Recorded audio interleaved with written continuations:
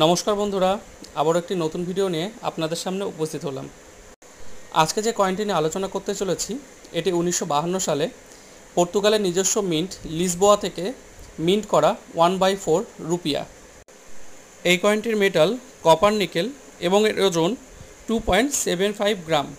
Latin ভাষায় কয়েনটির সামনে এর ডিনোমিনেশন 1/4 রুপিয়া এবং রিপাবলিকা পর্তুগিজা লেখা রয়েছে। পিছনের দিকে এস্টাদো দা ইন্ডিয়া এবং এর সাল উল্লেখ রয়েছে এবং পর্তুগিজের একটি শিল্ডের ছবি আঁকা আছে। 1947 এবং 52 উভয় সালেই এই কয়েনগুলি মিন্ট করা হয়েছিল এবং বর্তমানে এগুলি স্কেয়ার ক্যাটাগরির মধ্যে পড়ে। বর্তমানে এই কন্ডিশনে এই কয়েনটির দাম 300 থেকে 400 টাকার কাছাকাছি হয়ে থাকে। ইউএনসি গ্রেডের কয়েন 2 থেকে 3000 টাকার কাছাকাছি হয়ে থাকে।